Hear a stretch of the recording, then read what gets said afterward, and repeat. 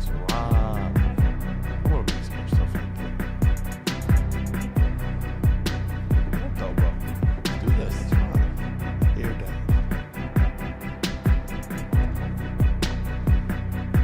Let's talk to Lions on a Sunday.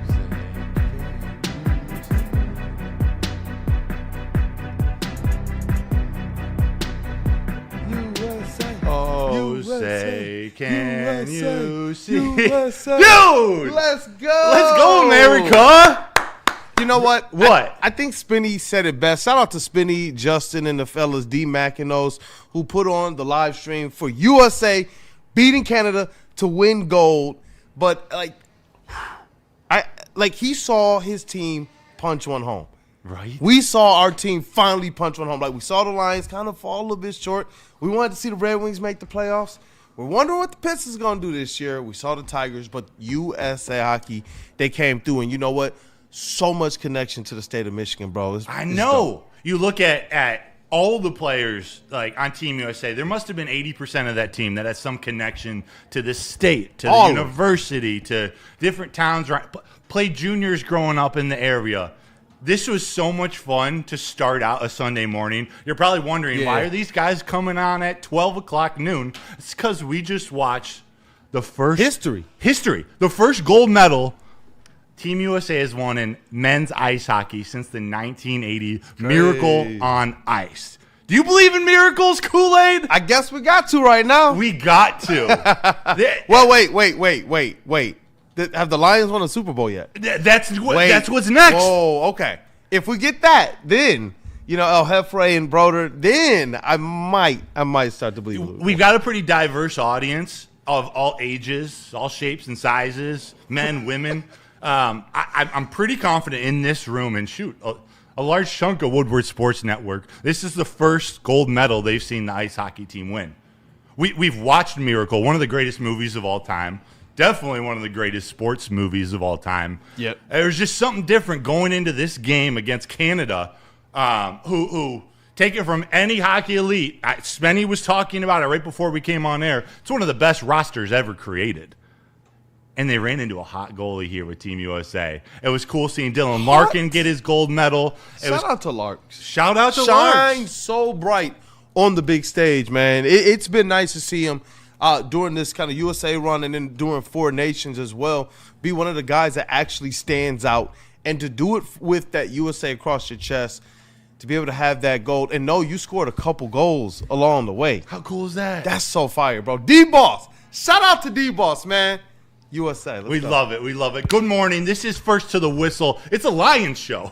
A Detroit Lions show, but we're talking USA gold medal here to start. We're going to be talking Lions. My guy, my co-host this Sunday, Brandon Den, a.k.a. Detroit Kool Aid. You have a good weekend up to this point, man? I have, actually. man. Been with the family, got some good work done, got some rest in, and have seen our teams win. Yeah. The Pistons, Cade Cunningham, USA.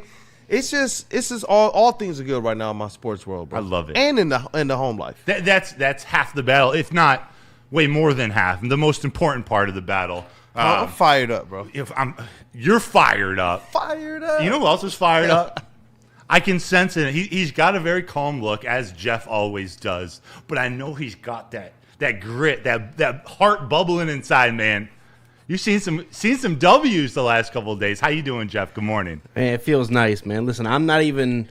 I growing up, I was never a huge hockey fan, so I'm getting into it now. And what a better start to get into hockey than to see this. Come on. Like I was actually at home. I was on the couch and I was like I was like, whoa! I was like terrified. I was like, oh my god! There was so many close calls, and then to pull out the dub and end. Yep. What a way to end it. Jack Hughes with the overtime gold medal winning goal. Yeah, and like Kool Aid said, the Pistons just steady at it. Just They turned the city up, and this is what's happening. Ever since the Pistons start winning, good things just followed. It's magical. I hope that's the way it goes. Yeah, me too. The success that the Pistons are having, the Red Wings are making their move up the playoff ranks. The question is, what are they going to do at the trade deadline?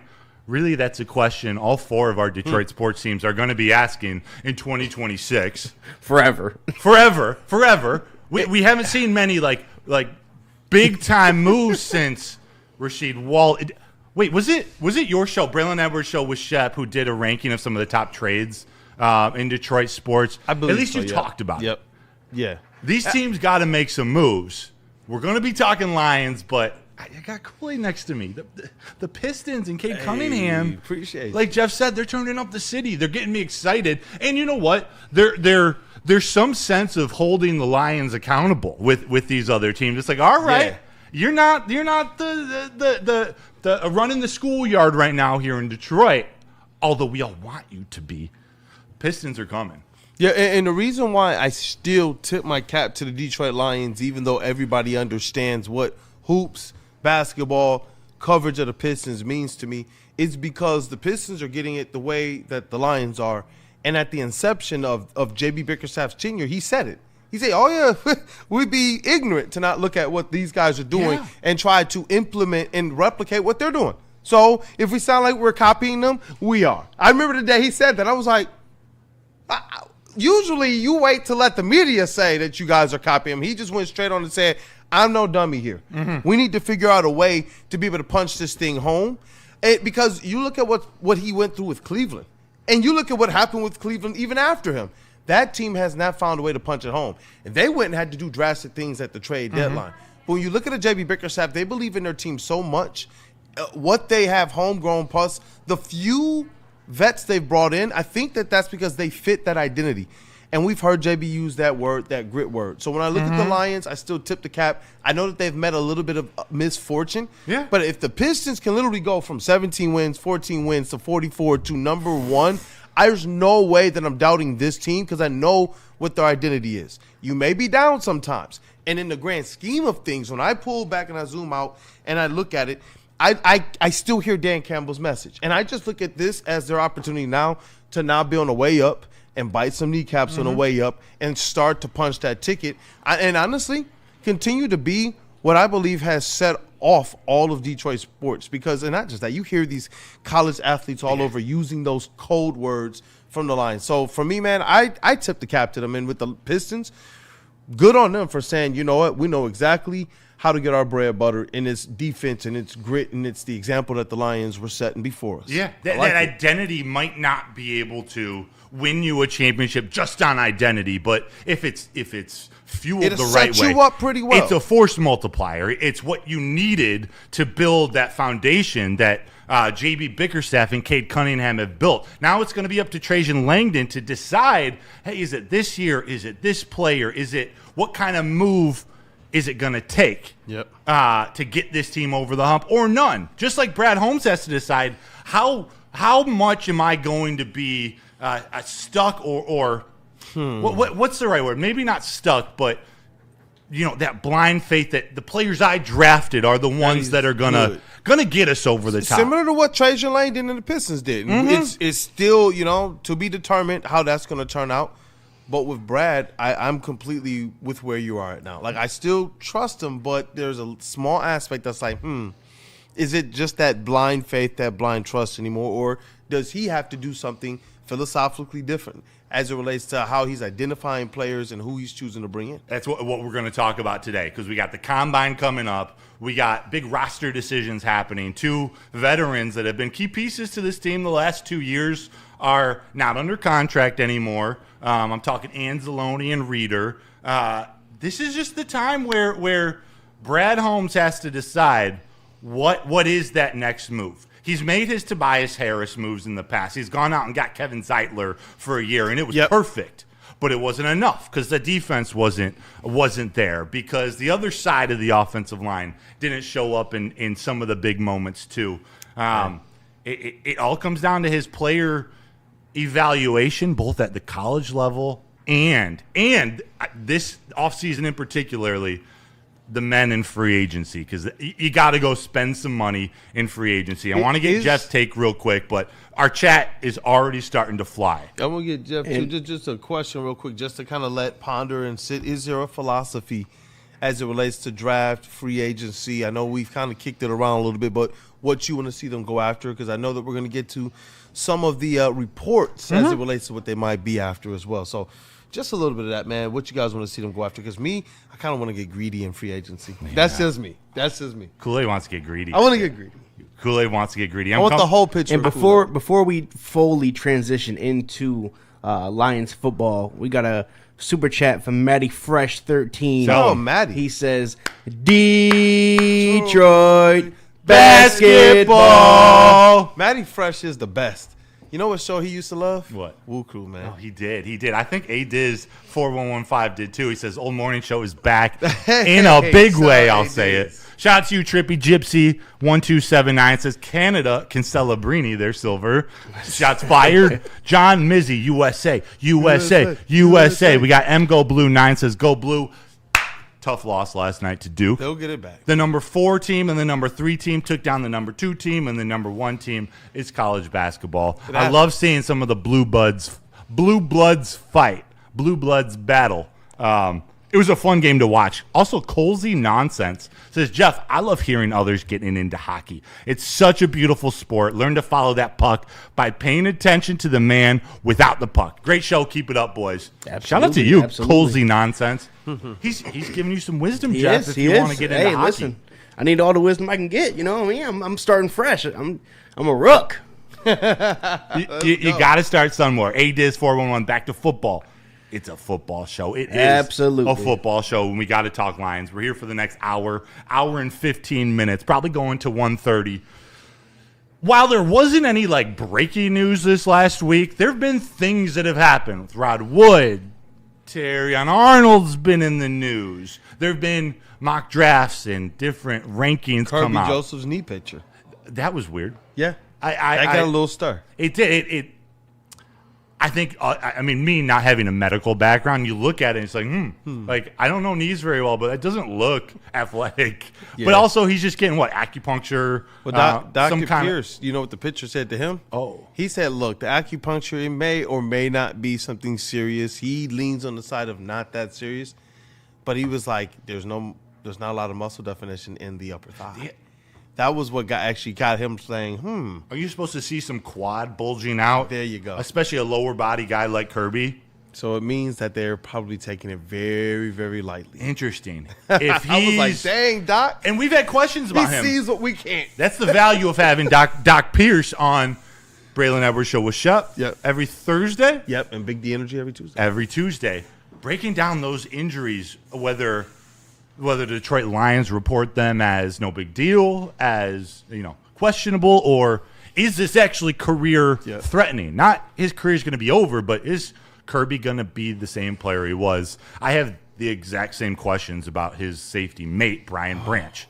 And these questions lead to free agency in the draft of what Brad Holmes is going to do in the first round. What's he going to do in free agency?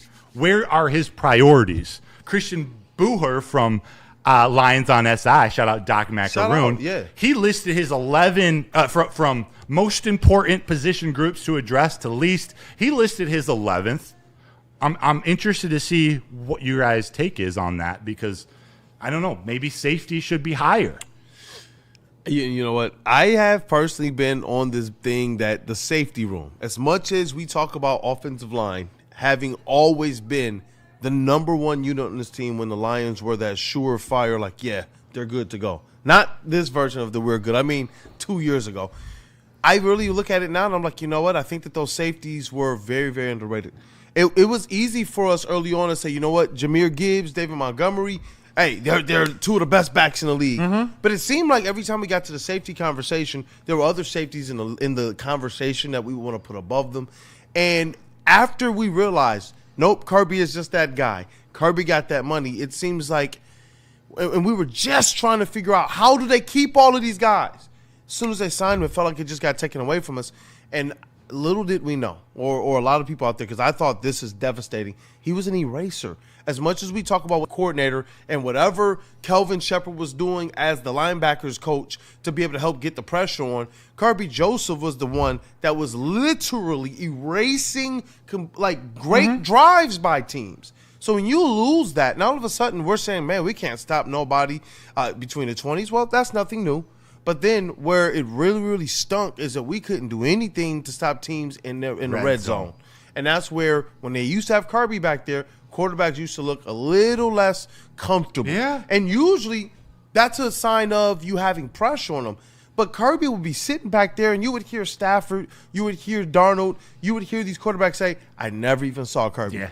And so when you lose that guy, that's why Brad gave him the bread. But that's one of those ones that makes me think, man, how important is it to get the safeties, or how important is it to get that special safety? If you can't find them, that's where I've been going with. If you can't find that other Kirby, do you really value going into the draft and trying to find that guy? Yeah, and I was interested in how you explained underrated in terms of viewing Kirby and Brian Branch, because, there have been other safeties named in that mix at the top of the NFL. It took them some time to give in, is what I mean. Like, there was a couple years there where people like, we recognize he's good, but we're not going to put him above X, Y, and Z, until after that last year where he went out there and ran it back again and led in interceptions. Then people had to just officially say Brian Branch and Kirby Joseph are that deal. When you said it to me, the first thing I that hit me was they're underrated in terms of their importance on this team. Yes. Like, I don't know what it is about the safety position, or because Kirby, although he's a much improved tackler, much improved in the run game, he was the best eraser, the best center fielder in the NFL for 2 full years. Yeah, people crying, dog. So you pair that with Brian Branch, who he was the eraser at the line of scrimmage. He's that safety coming up, guns blazing, and stopping the run. The value of having those two guys during the last few years where the defense has not been good. I think someone said in the chat, I forget, Bogey Time 1352, worst defense in the division. You could argue. I think the Packers had a better defense. I think the Vikings had a better defense. I mean, we're being real today, right? Yeah, we're being real. They finished in 4th place. This season cracked my Kool Aid jar. It did. So it's like, well, let's just be real. The defensive line was healthy. You could say they underperformed. I think they underperformed. The secondary wasn't healthy, but as soon as Kirby Joseph and Brian Branch both were out, then we started seeing Aaron Rodgers throw sky balls where Kenneth Gainwell's coming down with them. Those are picked off by Kirby Joseph every time. It was a back-to-back, 60-something yard run? Yeah, 2 45-yarders for tutties, running to the left side with their third-string tackle. There? No, it doesn't. That's what I'm saying. Like Terrion Arnold too. The dude's really good at tackling. The runs, man. Like, these teams were able to gash us. Like, it's important for them to get the safeties right, but if you don't see somebody as special in that draft, I hope they don't reach. Yeah, agreed. Reaching at this time cannot happen if you're Brad Holmes. Jeff, I want to ask you, based on what ADIS4115 says Vaki and Jackson more playing time at safety. That's the only Vaki and Dan Jackson, who they drafted out of Georgia last year. Mm-hmm. I know you like Vaki.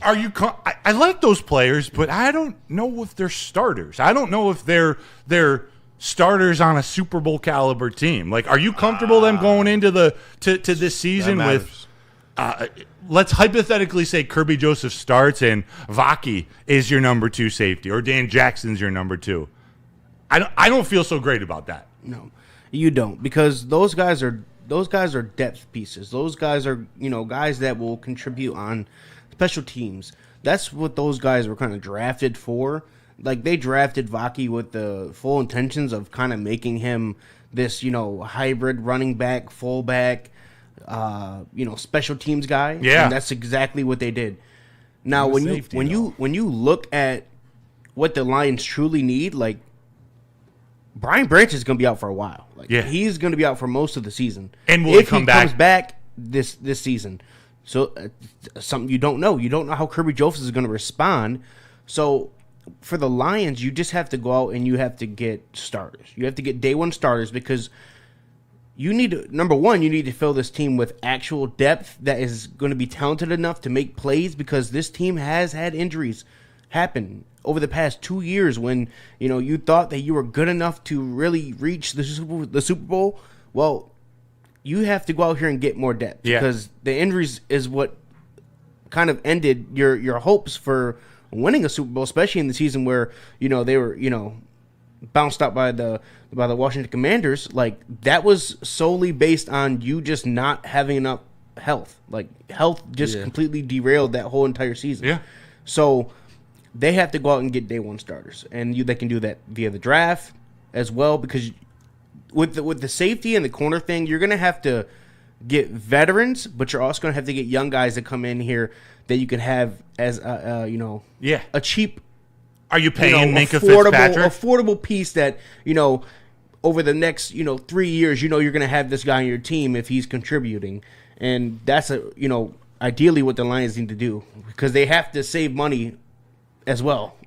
I mean, you just said a name there, and I know that they're going to talk about it this week on Brady's show, Minkah Fitzpatrick, because you're looking for options. If you're talking about needing a safety or even a stopgap while you're trying to just figure out what's going on with Kirby, and while you're still waiting to get a Brian Branch back, I almost feel like, you got to go out there and get a guy who you can plug into the system and they work.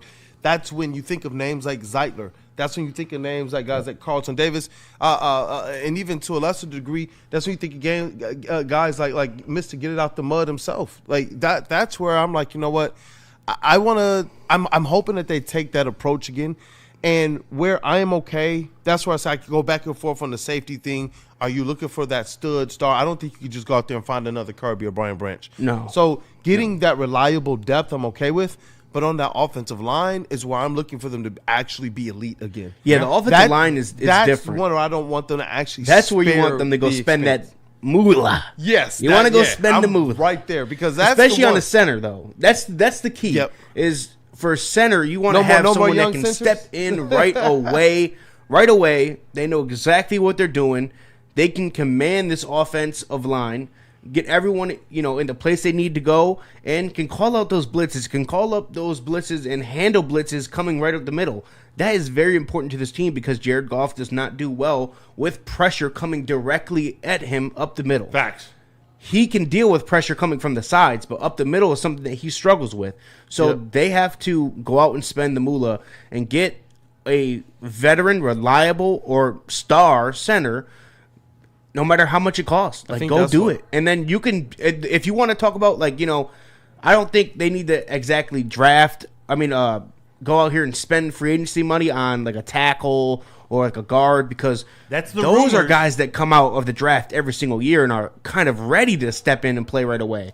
You don't want your center to be a rookie, a freshman. You said the tackles are more ready? Yeah, you can find a tackle in the draft that can just come in right away and play. I'm with you on that strategy, and I don't know if it's the way the Lions are going to go.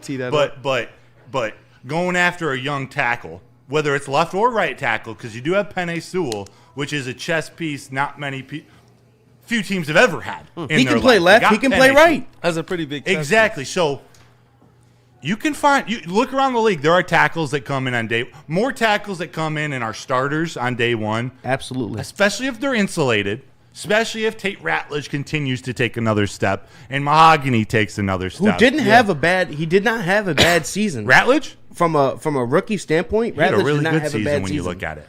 He actually commanded himself quite well, especially knowing that you didn't have a good center next to you. Let's just call it what it is. Graham Glasgow. I would say it's tough. You probably leave more of an incomplete grade when you talk about Ratledge, because there was a lot that you liked. But when you put this thing in the grand scheme of what you needed during the Super Bowl window, it almost feels like he wasn't really set up for success. You know, with the expectations, with just how much he was going to have to be better than actually where he was because of everything that was around him. Yeah. That's where I'm not just kind of like, not I'm having glad that center next to you. What? Not having that center next to you that's that can what I'm saying. And not help just you out, that. command you, kind of give you the, hey, of course, there's going to be guys coming through this gap right here. That's what I was about to say. You're going to block that. Wisdom, that vet presence. And that's something that while they're actually playing, you ask Graham to do that, but like Graham said, he's not a center. He can play it, but that's not my role. He knows he's not the best center. He's a better guard. He knew that, and he said it. He said it before the season. He said it. I'm more comfortable over there, but I'll do whatever. And those are the kind of guys that this team needed to get to this point, to build that foundation. Now the questions come when who are the cut casualties? Taylor Decker, Graham Glasgow, those names are going to pop up when it comes to dollar cost savings versus are they valuable enough to the team? I happen to think Graham Glasgow is valuable to this team. Maybe at this point in his career it's as a backup because he can play 3 offensive line positions. Yeah. I'd rather have him coming off the bench than Coyote, than Michael Neese, So Lions are rumored to be sniffing around the tackle market. Dave Burkett of the Free Press, he believes there's a high likelihood the team will sign former AZ Cardinals interior offensive lineman. I'm going to butcher this name. Hajalte Fraholt. If Arizona cuts him this offseason, which they might not. They might actually trade him, so you might have to trade for him. And so Lions are in the market, and that's free agency, you mean, as it relates to the tackle market. And that to me is where it's like, I'm glad we had the conversation we did, because I believe a lot of us are on the same line of thinking that, hey, let's go into the draft. We can find probably some more ready-made tackles, because it is very, very important for us to probably spend this free agency finding someone who could lock down that center position. Yeah, MGO Blue 9 in the chat says they definitely need a young safety, but you can probably wait till round 3-ish. Gumby777 said Lions need to draft an offensive tackle going to the Combine Thursday in Indy. Oh, shout out to you, Gumby. Have fun. Have fun. I've always wanted to go down there. That should be a fun time. But keep in mind, brother, this Lions team doesn't have a third-round pick.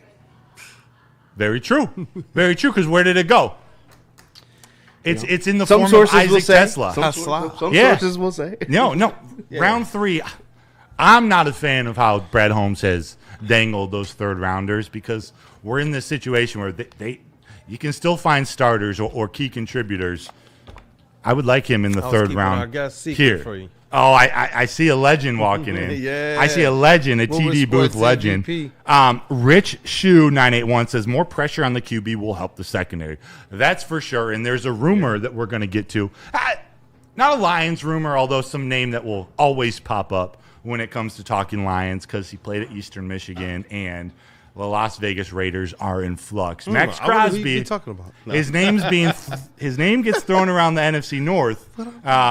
Unfortunately, I keep hearing these rumors about him to the Bears, about him to the Eagles. I think that I would hear those. I would send those rumors to, because you have to understand, when those rumors get out there, generally it's from the agent. And if the agent is letting that stuff get out there, these are teams that stand diametrically opposed to the Detroit Lions. They stand in their way right now as it relates to the NFC North with the Bears, and honestly overall in the NFC with the Eagles. That's where I'm like, you know what? I wonder if Max Crosby's agent is like, look, I know where Max wants to be. Maybe we need to provoke the Lions a little bit. I don't know if there's something that's going to push Brad Holmes off of his stance, but we have heard in the past that he knocked on those doors. Now, Braylon Edwards is under the assumption that he only knocked on those doors just to say, I did it. Not because he's actually serious about going out there and pairing two great bookend edge rushers out there. Now, for me, I'm like, what much more do you need if a guy is saying, look, I'm still in my prime. I can still go out there and do work. I want to come play for your organization. I'm having a little bit of a falling out with my own. And you go back and rewind the tapes. He said what? If it ain't for the Raiders, it's for the Lions, along with all the other things that you put there. People were even surprised to find out that he was actually from here. People are like, no, he's from Texas. Like, no, bro, he's literally born here in Michigan, in St. Clair Shores. That this is roots for him. And then he came back here as a man and started that process over here. So that's why I'm like, you know what? If he wants to be here, if he can form something great with Aiden Hutchinson, and we don't believe that we're going to be able to find one, if not two safeties as good as Brian Branch and Kirby Joseph, that's why I'm like, yo, then go make that defensive line as great as you can make it. Put that pressure on those quarterbacks and help out the depth, strategy that Jeff was talking about with that pass rush. It might be, but it's going to be expensive, though. It's a strategic option of if you're not going to reinforce the secondary with more safeties or, moving on from Ennis Rakestraw, maybe you're not sold on Terrion Arnold long term. If you're not going to insulate the secondary, then you 100% have to make it the best defensive line in the NFC North, if not the NFC. And to do that, you go get somebody like a Max Crosby. It's going to be expensive. The reports reveal that they're looking for a Micah Parsons-like deal, 2 first and an established player. That's a, you'd like to think that that's the high end of what they're asking for, and you can negotiate them down. Maybe a first, a third in an established player, but Las Vegas is trying to rebuild. Why were people trying to throw Aleem McNeil out the door, bro? Because of the contract. Aleem McNeil. People might have been me. No. His contract is worth it if he plays like he did a year and a half ago. Yeah. Especially including still getting better. Being able to have that pass rush from the ability from the interior, that just absolute disruptor. Mm-hmm. That's something that I wish we had even a little bit more last year. And we get it. He was coming back from that injury. Yeah. So this is up to the medical staff down in Allen Park to decide, can he actually return to Aleem McNeil form? Remember when he was progressing up the ranks of one of the better DTs, especially one of the better pass rushing defensive tackles in the league. The reports were how in great shape he was. He cut down from 335 to like 305 and was lean. He was explosive. That changed a little bit last year due to the injury. Can he get back to that form? Can he get back to that explosion, which you need from the defensive tackle position if you want to get to the quarterback and not just clog up a hole? They drafted Tyleek to pair with Aleem McNeil. Aleem has got to step up and get back to that form. Otherwise, that contract looks really bad.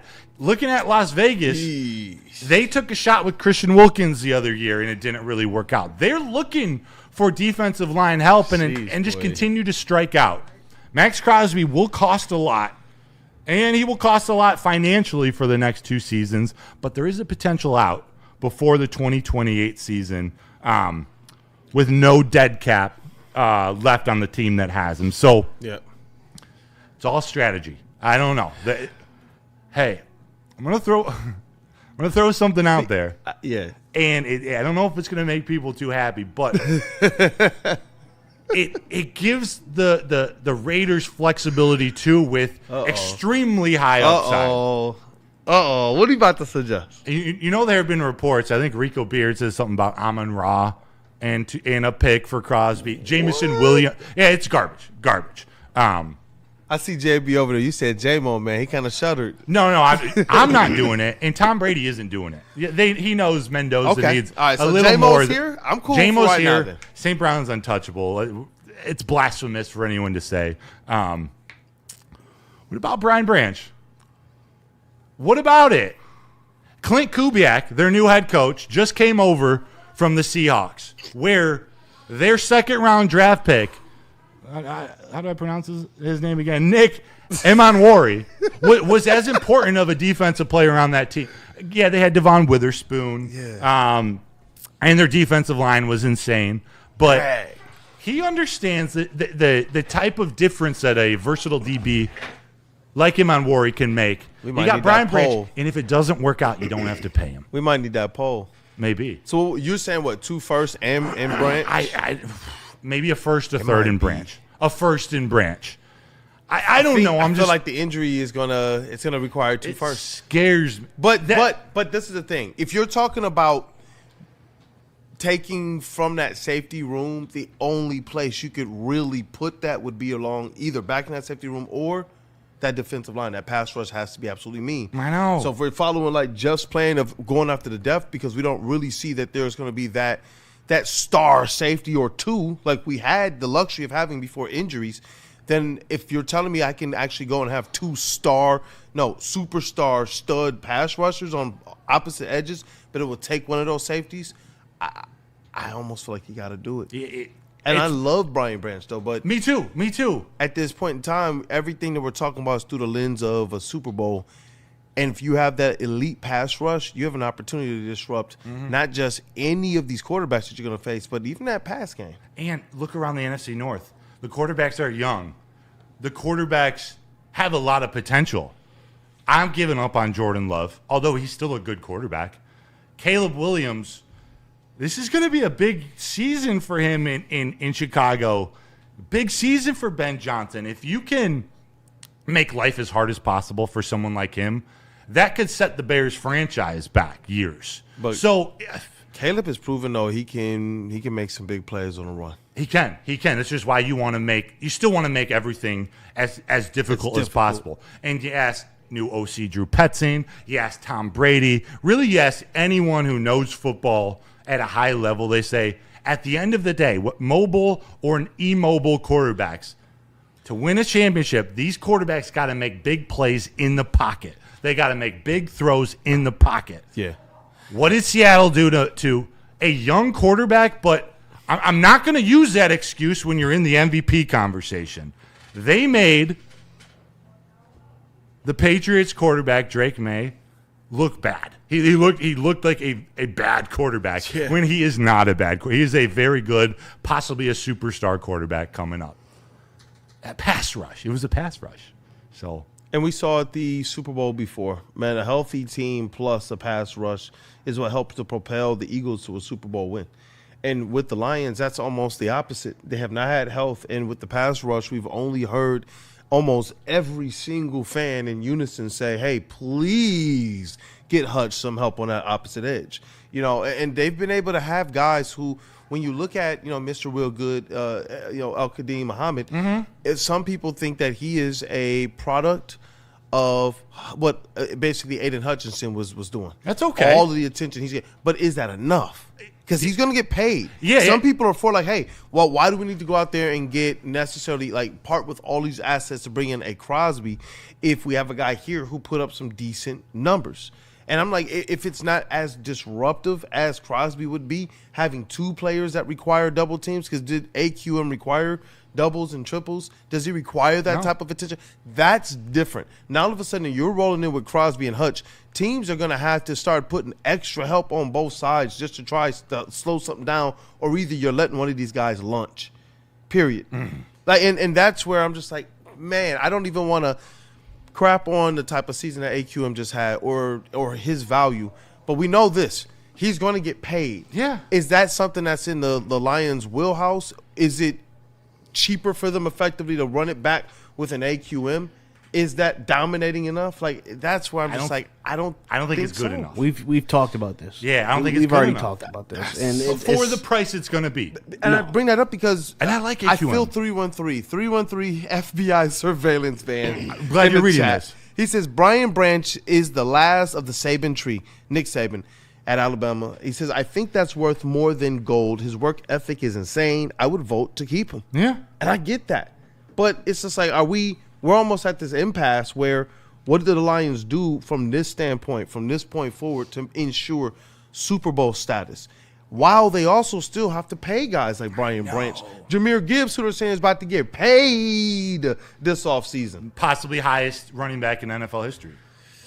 It's hard to argue that he's worth it, but it comes down to the philosophy that whether they get Max Crosby or not, he's obviously one of the best players in the NFL, and it's going to take a lot to get him. But it's the philosophy. Do you double down on your defensive line? Do you reinforce your secondary? I'm sorry, unlike the Eagles that seem set at each level, and they're going to make some moves still, the Lions need so much on the offensive line that you probably can't tackle the entire defense in one offseason. So let's take a short break because we got some guests here in the studio. Yeah. We're going to come back. We're going to talk Jahmyr Gibbs, and we're going to talk this draft, this upcoming draft. You got a question for after me? it? Oh, you want me to tee it up now or go after? Tee it up. Jeff Berg in the chat says, it's great to talk about these high-tier players, but we know the Lions will go for low-tier players, no splash moving coming. And I just want to know if you guys feel the same. I know we're going to give what we want to have happen. So we're going to talk at least that from our opinions, but I also want to make sure we're representing what we also think is going to happen, too, in this thing. And I do believe that there's a chance for the Lions to at least make one move. And when I say big move, I think on the level of the Zeitler, Carlton Davis, and above. And above. Like better than a Meek Robertson type of an acquisition or signing. Not just that strategic veteran, which they still need to do. They still need to do, but they need something that's okay, the Lions are for real. Oh, okay. Just tee that up. And I'm not saying Jalen Phillips, but a move. It's okay, the Eagles are going for it. They're going for it. Talking about that when we come back. Jeff, are you able to take a 90-second break? Yep. Cool. Let's do that. Talking more Lions on First to the Whistle in just a few minutes. Also, crew, I know you can hear us in the chat. We're going to mute the mics here for a second. We'll be back. And Woodward Sports is your Guess what? JB's in the studio. Make sure you wake up every day with Wake Up Woodward, followed by Big D Energy, Hermione and Edwards with Maz, and of course, the heavyweights. Detroit's #1 destination for all your grits and Lions coverage. Woodward Sports. Head to woodwardsports.com and click on Shop. Get the latest in Detroit sports apparel and exclusive Woodward Sports gear. Woodwardsports.com can get the whole team outfitted. Love the Pistons, Red Wings, and Tigers? We got something for you, too. Shop online at woodwardsports.com. Why do we fight? We fight to protect the innocent, to hold the powerful accountable, to bring the oppressors to justice. Why do we fight? We fight to secure and preserve our civil liberties, to get each and every one of our clients the justice they deserve, and to make the lives of real people just like you whole again. Thenfights.com. The Detroit Lions are in the playoff push. Guys, I'm so freaking proud of you, man. That's the way to show up. And Woodward Sports is your official, unofficial Lions network. Make sure you wake up every day with Wake Up Woodward, followed by Big D Energy, Hermione and Edwards with Maz, and of course, the heavyweights. Detroit's #1 destination for all your grits and Lions coverage. Woodward Sports. Head to woodwardsports.com and click on Shop. Get the latest in Detroit sports apparel and exclusive Woodward Sports gear. Woodwardsports.com can get the whole team outfitted. Love the Pistons, Red Wings, and Tigers? We got something for you, too. Shop online at woodwardsports.com.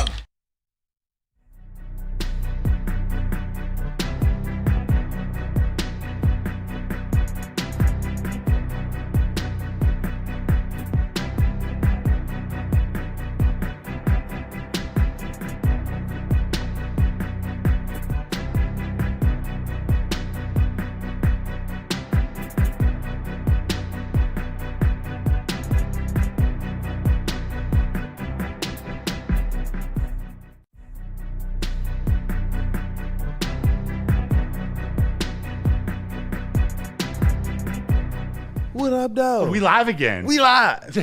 So quick little behind the scenes. We just got a gift from some legends here at the network. I welcome the birth of my son 2.5 weeks ago. Gave us a few scares there early in his life, but he's doing great. And everyone at the network has been so generous. So thank you both for giving us a little gift. I'm excited to open it when I get home. I know with JB's style, they're gonna be special. It's what they do, though, man. I remember Woo Crew had just started a day after Wifey and I had our fourth child, and showed up to some gifts from JB and his and Wifey. Truly So one of the most generous, thoughtful guys. Yeah. Hardest worker. Also very generous, very thoughtful. Very generous. I remember the birth of your daughter. When that Friday it happened was a crazy time here at the network. We were getting hit from all angles. That was crazy. Those That were was the a crazy time. And you know what, man? If those times didn't happen, we wouldn't be here right now on First to the Whistle. No. Adversity causes some men to break, others to break records. Shout Is out that to the word? Easy in the chat. He says, congrats again, brother. I see that. Appreciate you, Easy. Easy's been giving me some tips, some tricks, welcoming a newborn into this world. Some good ones that I've kept. Actually helped my wallet. He's like, they can entertain themselves with a water bottle. Don't spend thousands of dollars on toys. It's like, I just want to give him a toy Lombardi trophy for the Lions to hoist. He got a gold medal today. This is interesting, man. What? And I know we have things to get to, but the chat, it's kind of back and forth on what to do with this defensive line. 14 Grit says the fixation by fans on two stud defensive ends needs therapy at this point. Maybe. I'm sorry, sign me up, 14 Grit. He might be right. He might be, but you know what? But I'm seeing other people here in the chat who actually, like Jeff says, one pass rusher isn't enough. You need multiple pass rushers. And I'm seeing even Perry, he says, why y'all dumb butts want to trade core players for a washed-up Crosby? Because he ain't washed up. And you know what? I see Aviz, he says up. Bosa, Chubb, or Crosby. So we got like this kind of back and forth that's going. And I never knew that there were a brand of Lions fans who actually weren't for the second edge rusher. Like, why wouldn't you want that as elite as possible? That's why I actually appreciated what the Lions had in Kirby and in Brian Branch. People come saying, you can't pay them both. And I think Brad was like, why not? Look how good they are. Yeah. So they were actually breaking the trend. They did this as well with their running back room, didn't they? And they're about to definitely pay a Jahmyr Gibbs, who also says, I want David Montgomery back. Mm-hmm. So that's where I'm looking at. Why not have this with your defensive line, which directly affects all the other units behind them in terms of your linebackers and especially those safeties, in which we know you're not going out there and finding a Brian Branch or a Kirby Joseph on this market right now. I mean, correct me if I'm wrong, but I don't see the trajectory for them this offseason to go and find a guy that's going to be at their level, even somewhere decently at their level. It's going to cost it to try to get a free agent. It's going to cost it to get Minkah Fitzpatrick or Jalen Petrie, who might be a tier down. I really like Jalen Petrie and what he looked like, especially down the stretch. And but is he the eraser that Kirby Joseph was? No, he's not. And you're not going to find that. The key to this all is they're going to create cap space with the Jared Goff restructure and different. Yeah. You still don't have enough money to do this all. You can't fix the entire defense and build a top 15 offensive line. That's what Jared Goff needs, a top 15 offensive line. Yeah. I can say it, but that has to be a priority. You can't neglect the defense, though. So I don't know. This defense has been neglected already for so long. You're right. Like, you're this right. Lions team needs to realize, like, if you truly want to be and have these a competitor and want you have these, Super Bowl aspirations, like, you have to have a solid defense. Like, your defense has to be able to go out there and do its job. It has to go out there and hold its own. Like, the Seahawks completely shut down Drake May because they shut down all of his weapons. They shut him down. And then got pressure. And they won them a Super Bowl. So when you see other teams and their defenses getting them to the playoffs, winning them playoff games, and then in return winning them Super Bowls, why, as Lions fans, are we kind of hesitant to go out there and actually build a great defense? Like, it's okay to invest in our defense. Your offense doesn't need to have 3,000 weapons that half of them you can't use. Like, you need to have some defensive players that can go out there and actually match up with some of these offensive weapons that our other teams have. And that's just the reality of it. If not, a Super Bowl may not never come. You might be right. Without a defense. I agree with that. Without a defense, does that offensive line need to be top 5? Like, does it need to be one of the best? That's what it had to be in the past, though. We had the erasers in the back. We had Hutch on the line, and we had a Jack Campbell who was learning. He was stepping into what we see right now. Anzalone. But that offensive line was so elite that Jared Goff was out there looking like an MVP candidate, and Jahmyr Gibbs was looking like an Offensive Player of the Year candidate. And what could they do? They keep the defense. They keep the other team's offense off the field because of that offensive line. They're able to run the ball, and they're able to complete short passes up and down the field. And that's what the Lions have to get back to. That's what the Lions have to get back to. You have to get back to controlling the time of possession. So the Lions, 100%. Why you think they're going to pay Jahmyr Gibbs? Because this is their philosophy, that we're going to run this ball right down your throat. And then when you think we're running it, then we're going to hit a play action. That's where Jared Goff is at his best. Yeah. They're going to pay Jahmyr. This is what you have to do. Like, veteran tackle. This is the between the tackles. This is where did Jahmyr Gibbs suffer, in my opinion. I believe that not having the real threat of a play action was terrible. But we saw what tried to happen, not just for him, but there were even some runs for David Montgomery up the middle that were just like, that didn't when look that good. When you get stopped in the backfield as a running back, it ain't your fault. It ain't your fault. Somebody messed up along that offensive line. And even Jahmyr Gibbs isn't Barry Sanders. And trust me, I understand. As often as we talked about it this last year, he can't evade behind the line of scrimmage like the legend Barry But could. that's special, though. Jahmyr Gibbs has other special traits. Like Derrick Henry can't even evade people, at the line of scrimmage when he's, it's like that's when he's first getting that handoff and he's getting hit. Like, he's not evading anyone. He starts fumbling. Like, come on. Like, it's this Lions. Look, the things they need to address is obviously on the offensive side they need to get offensive line. Now I'm under the, kind of like under the assumption that this Lions team should go out and get a free agent center. But in terms of what they do elsewhere on the offensive line, that should be done in the draft. Because that's a guy that you still, for right now, you still have Taylor Decker. He's still a really good, left tackle out there that can, still hold his own. And you can draft his insurance policy that can, kind of step in if need be, but also can learn from Taylor Decker. And that's going to be helpful for them moving forward. But then on this defensive side, you have to get bodies because this defense has been beat up. It's been beat up, and you have to get bodies. Draft athletes, draft speed, draft chaos on the defensive end, and draft power on the offensive end. Beef on offense. I want to ask you about Taylor Decker and the offensive. I want to add a disclaimer and let me know if this is okay to what you said. It can't be a Giovanni Manu. It can't be a project. The most project you can get. That's not a project. Caden Proctor. Like a first-round project who's almost there. There are some things he's got, but he athletically, he could be he's a freak. That's about as far of the project as I'm willing to go on the offensive line. You don't want someone that's starting from scratch. No. Someone has to be almost there. If nobody Taylor that's Decker, nobody that hasn't he has to have played football for a while. If Taylor Decker Giovanni Manu, I get it. Okay, but he's from Canada. He's from British Columbia. Come on. I safe get to it. say we can't have any of those anymore. No. Are the Lions no more projects? That's a 7th round project, not a 3rd round project. That's an undrafted free agent project. Broderick Martin. Yeah, good grief. That's what I'm saying. When you even think about Tate Ratledge and Tyleik Williams and what we believe their trajectory could be, even they couldn't step in right away and be what we thought or be what we needed. Let me say that. Yeah. And that's my thing. We have to get to a point where we're inserting into the starting lineup what is absolutely needed. Because why?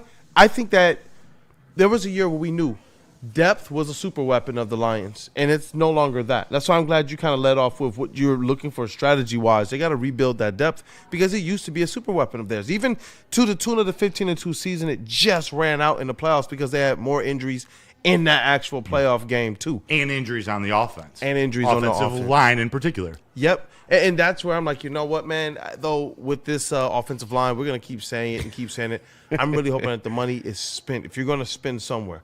If you're holding me, if you tie me to a chair and you say, hey, I didn't mean to get so graphic here, but if you tie me to a chair and you're not letting me go until I make a decision. It's Sunday. Offensive line, that's where I'm ranking first, even over the edge rusher. But it's not offensive line though, Kool Aid. Perry, I still want that second one, but that offensive line being great, that was a luxury we didn't know we had.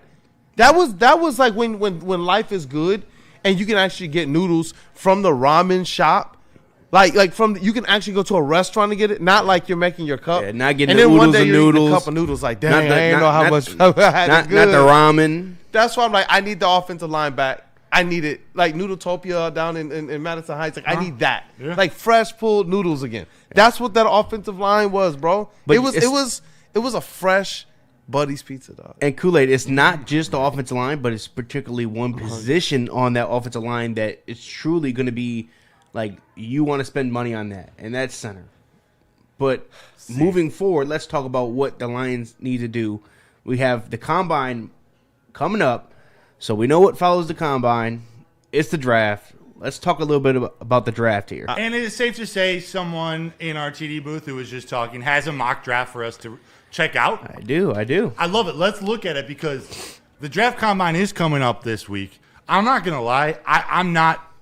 I haven't dove as deep into these college prospects as in years past. But what I'm really looking forward to seeing out of Jeff's mock draft is his thought process on the positions, when they're taken, what player it is, and why. So, Jeff, whenever you're ready, throw it up and right, chat. I'm going to throw it up right now. Chat, start giving your grades. This is Jeff. Is this the first mock draft you've shared? This is on network? Yep. All right, this is mock draft number 1 for Jeff. Sell out. Let's mock draft 1.0.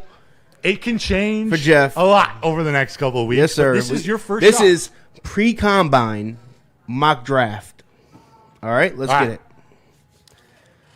All right, up on the screen. At number 17, for those listening on audio only, Jeff's taking edge out of Texas A&M, Cassius Howell. Second round, pick number 50, offensive guard out of Iowa, Jennings dunker. Third round, Domani Jackson, quarterback out of Alabama at 118. At pick 155, safety out of Miami, Jacoby Thomas. He rounds it off with a defensive tackle, an offensive tackle, a cornerback, and a tight end at pick 223. So, were there any trades in this? I don't think so. No trades. No trades? This is a no-trade mock. I'm not mad at this. Yeah, No trade so mock. Jeff, talk us through this. You want edge, guard, cornerback, safety. Yep. Anything you want to say about the players, which I don't know as much, what's that draft except for strategy? Jennings Dunker, I really like him. Yeah. So, yeah, Jennings Dunker, that was one for me. Like, when I seen that he was available at pick 50, I'm like, that's a no-brainer for this Lions Yeah, team. even on like, the interior. you get someone that can – he's a guard now, but he is massive. He's 6'5". He can play tackle if need be. He's played tackle before, so he has the versatility to, kind of go play tackle. That's a Brad Holmes And guy. especially if you have Taylor Decker still there, like, that gives him the opportunity to truly learn behind Taylor Decker. And if need be, he can play and start at guard. If he has to start over Christian Mahogany or something like that, he can do that. And he's a people mover. Talk about, like, getting the run game moving. Like, that guy's going to get the run game moving. So are you drafting him in the second round thinking he's going to eventually take over at tackle? Absolutely. Okay. Absolutely. Okay, Yep. so it says he's a guard, but PFF, Yep. you're moving him to tackle. I'm moving him to tackle once the opportunity is kind of granted or open for him to make that move. Crazy Clown in the chat says, heck yeah, that's a dunker. Yeah. Yeah. Listen, he was probably one of the most impressive prospects that came out of the Senior Bowl, and he lit it up at the Senior Bowl. So I love it. I'm definitely excited, and I know Spenny was excited about him. Yeah, so it's. I think I've heard Scott Bischoff talk about him, Russ Brown. A lot of Like people it have been makes talking him about him freely. recently. So when he was there, I was like, yeah, it's a no-brainer. If you get him, does that change anything that you're doing in free agency? No, because you have to go out and get. You're What we still talk about? attacking. You got to go out there and get that center. That is where you want to spend money on. Like if I'm the Lions and I have this cap space, I'm gonna put a big chunk of that aside, and it's just this is for a center. Like whether it is I endorse that. Are you okay if it's not Linderbaum? Are you okay if it's I'm not okay if Linderbaum? it's not Linderbaum, but if you can get him, get him.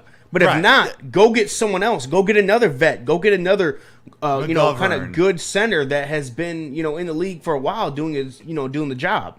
That's what the Lions need. So it doesn't them getting Dunker doesn't change their plans for free agency for offensive line. Okay. For me. And then of course Cassius Howell. I look at him and tell me about him. He's an athletic freak. Like he is absolutely a speed rusher. So like he's gonna get after it on the edge. I see him being exactly what the Lions need because I see him doing essentially what they tried for Derek Barnes to do. Okay. And obviously Derek Barnes is not the edge rusher. But they were playing him on that off-ball linebacker trying to even get pass rush. Anzalone at times played him at outside linebacker trying to rush the edge. That dude would be a perfect parallel for Aiden Hutchinson on the other side. And so Because you got power, you got speed, and your preference with this edge rusher, because I'm looking at Jeff Berg in the chat says they would draft Falk before Howell. Is your preference more of a speed rush than a power? I tell you right now, I like Falk Falk. ain't getting there. I like him. I'll but tell you to right me, now, he's not getting there. He reminds me of Levi Onwuzurike. He reminds me of kind of that. 17, he's not there. I promise you, he's not there. He's gonna be gone by then. He was gone on that mock draft. He was gone. What if he was there? Are you taking him over Howell?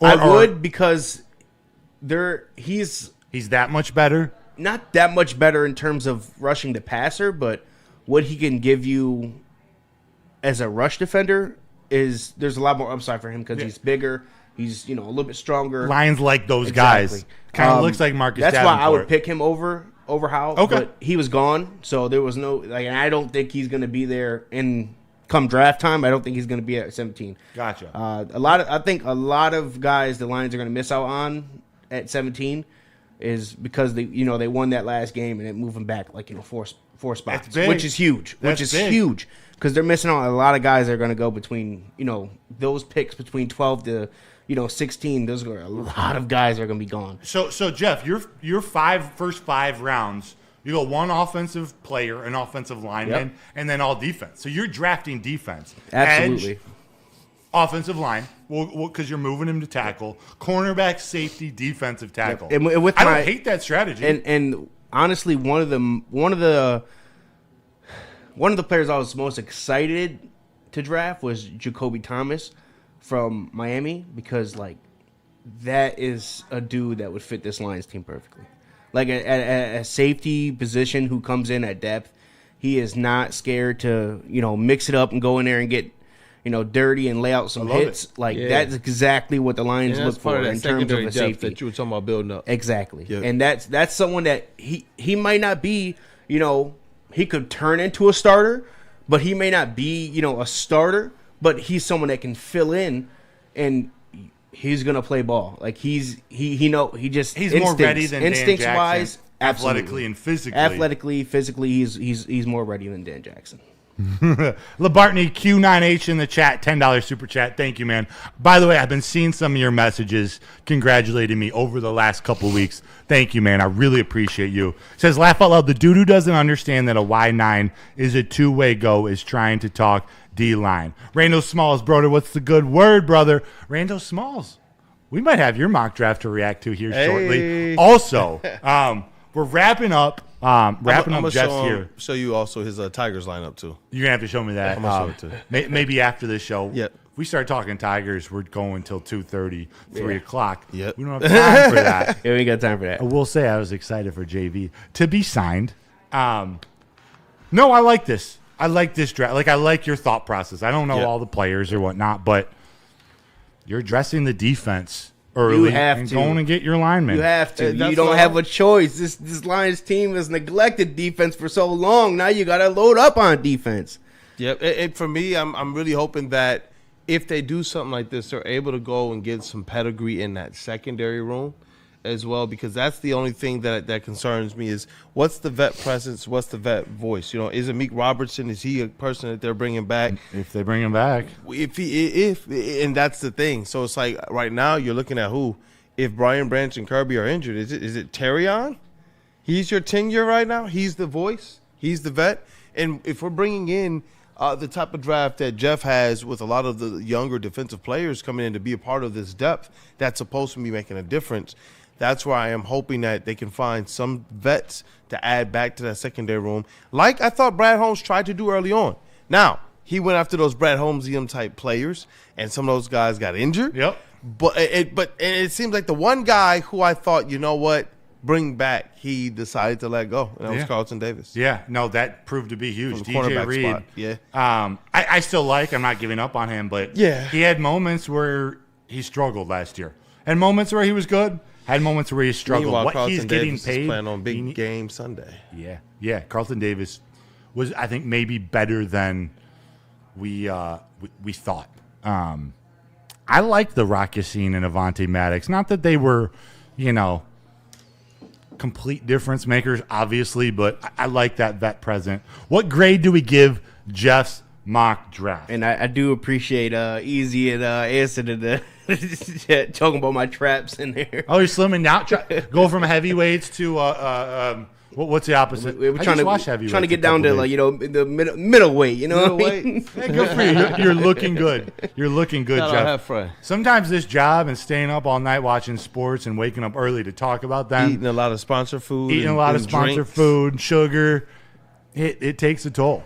You got to find a way to get to Planet Fitness. Yes, sir. Shout out Planet Fitness and stay slim. No, Jeff, I like it. Since we're rolling, we got 25 minutes left.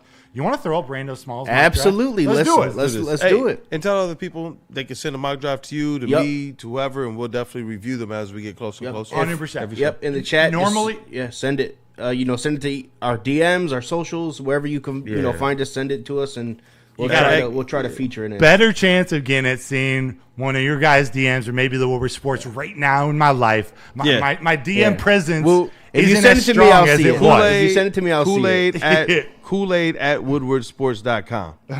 Do that. That's what we've done for some time. That works. Yep. Perfect. Email works. So Randall Smalls in the chat. This is your He is in the chat. Draft. And here's his mock. Let's go. All right. Do you think you could read it off? It's a little small for me, and it's about to pop up on my computer. He also said, Randall also said, Kool Aid, that last mock since you had us trade back and fill a lot of holes. Plus, I like the signing of Bo. Okay. So what he did was he did trade back. He traded the 17th pick, and he got moved back to 24th in the first round, and then he gained a round 3 pick at 70 and a round 5 pick at 130. Cool. I've got 139. It looks like perfect. I got this on my screen now. So we got 1, 2, 3, 4, 5, 6, 7, 8, 9, 10 players drafted. 10 picks. We talk about depth. that is a lot. We're gonna be. We talk about depth. Talk about depth. We talk about depth. Shout out Randall, I'm dog. just happy to be living in there. I'm just happy to be in there a little bit. This is Jeff's wet dream. He went crazy. He went crazy. Strategy. He goes edge. He goes edge in the first round. I've heard TJ Parker, his name pop up a lot. Tackle in the second round. Max Ahinakor. Out of Arizona I State. think that's how you pronounce it. Center Jake Slaughter in the third round. Love getting that third round pick back. And if you haven't taken a center, these are the rounds I like. I like taking centers. I like taking guards. So you get him at 70. You address the defense with Ohio State cornerback. Go Blue. He adds a running back. Think about this. Adds a running back in the 5th round out of Oklahoma. I don't hate it. That could mean something for David Montgomery. That could be painting the picture of D-Mont. Yeah, from what we've heard, though, is they absolutely have no plans on getting rid of Demo. Yeah. Like, they want him on this team. They think he's going to be essential, especially, under Dave Petzing. So they truly don't have any plan to get rid of him as of right now. Yeah. At least that's what we're hearing. It was just David Montgomery's comments right after the season. They were what threw me off because you go, and I love David Montgomery. So he didn't instill too much confidence in the idea. No, and maybe it was the Petzing hire that made him can change some. They talked and had a conversation, and Petzing things hire, changed and commitment things like to that. more veteran focus and free agency on the offensive line. Yeah. Maybe that does change. I don't know if you guys saw it. Pride of Detroit had a really good interview with Drew Petzing earlier this week, over the weekend. Yep. And while there was only so much he could share on certain topics, you could see his eyes, his face was gushing at talking about David Montgomery and how he's seen him over the years. He was a lead back in Chicago. They just didn't, they didn't have the offensive line for him or whatnot. I'm conflicted. Yeah. I want David Montgomery. At the same time, he's expensive. He is. I had the numbers. I was gonna say, what's that kind? He was. Where was it in my notes? But in 2020, here we go. Lions cap hits this upcoming season. Demo is the 9th highest cap hit on the team. You got Aleem at 3rd, Decker at 5th, DJ Reed at 6th, Barnes 7th, Glasgow 8th, David Montgomery 9th. He's expensive for that other little contract they signed him to. Because the first one I didn't think was that expensive. It wasn't, and then they extended him. I forgot all about that. Yeah. 9th highest. What about for Max Crosby, a 1st to 3rd, and David Montgomery? Yeah, I don't think that's gonna happen. Montgomery and Ashton Genty, No. Clint Kubiak and Roy Dickinson. They know how to run with a 2 running back set. Yeah, I in just Seattle. don't think they're willing to trade Max Crosby for it, though. I'd be. I know he said he wants out, but it's like at the same time, I know. things I I could want to change, say what I mean? want to be okay with it, but guys, I had nightmares. I have to okay? be realistic. Sometimes after these Lions games, and it was just images of Jahmyr Gibbs trying to block the pass rush coming into the backfield. It was just like, whoa. Well, that's the thing. If you get rid of David Montgomery, then you have to get. That's another where I'm like- replacement. And that's where it's like, let's You just need let's David just- Montgomery, you know don't what? you? Let's If you're- see it for another year. That's where I'm under. Let's see it for another year. If you do what you Under need a to good do to offensive the line. offensive line for Goff, That will work. David Montgomery, his play elevates also, and it's just about how Drew Petzing uses him and Jahmyr Gibbs. And you want to keep the tread really light on Gibbs. Like you want to use him, but you don't want to overuse him. Right. If I'm not mistaken, when Petzing was Especially in if you're paying him. Cleveland, and I know he wasn't the OC in Cleveland, but they had didn't Nick Chubb and Kareem Hunt have a Yep. pretty good year together? Yeah. Like They had Drew decent Petzing years. wants to use all his weapons. Yeah. I love this interview because he was brutally honest about his time in Arizona. He's like, I'm not trying to make an excuse, but it is an excuse. We had injuries, and we couldn't do what we planned to do before the season. So he had to learn to adapt. They had a decent off. I don't know what the numbers came out to be, but they were decent offensively. They could run the ball a little bit, and Michael Wilson turned into a real wide receiver. So I am intrigued by it, man. The Drew Petzing, effectively his specialty being something like that, and then bringing in Mike Kafka, who stuck through. There were still some other openings. People thought maybe he might still bolt for something, but he stayed here. It's going to be intriguing and interesting to see exactly how this offensive kind of room melds together from a coaching standpoint, because I believe that Kelvin Shepard on the defensive side, who I saw earlier, I forgot who it was, they said trade for a new DC. I think he suffered from not having Dan Campbell being able to be in his ear, over his shoulder, if necessary or if needed. Because why? Dan Campbell had to pick up all of the offensive duties, all of it, play calling and all that. Now you're talking about bringing in not just a Drew Petzing, but you're also talking about bringing in Mike Kafka for a high level, offensive coaching position in the organization. That's where I do believe maybe the signals, it gives Dan Campbell a little bit opportunity to help still a young and we hope to be budding defensive coordinator in Kelvin Shepard. Yeah, it's where if something is going wrong on the offensive side of the ball, it's not Dan Campbell drop everything and let me go get with Drew Petzing and figure this out. It's like, all right, no, you got Mike Kafka. You still got and Drew Petzing has a track record. It's not necessarily as sterling as we would want it to be, but for what we know, the Lions are going to be able to pass the ball. We get that. Even without offensive line, they still pass the ball, but the running suffered. And so knowing, okay, they brought in somebody who hopefully is adept at that, that's where I'm like, okay, yes, we all overreacted probably initially to the Drew Petzing hire, and I get it. A guy who his commitment, at least to right now, is, hey, look, I want to be here until the Detroit Lions win a Super Bowl. Yes. That's the notion that I did take away from this thing. Kafka, I don't believe he's probably made that same commitment, but I do believe that when all that we heard, and we heard their comments about, we picked the guy who we believe wants to be here, and I do believe they did their due diligence. We know that there's some connections behind the scenes between Ben Johnson as well as and Drew Petzing. And with the coaching staff now, he's worked with Hank Fraley for 3 years. Like, they have a great relationship. Yep. You can tell on this interview with Pride of Detroit, he's a great teacher. He's very charismatic.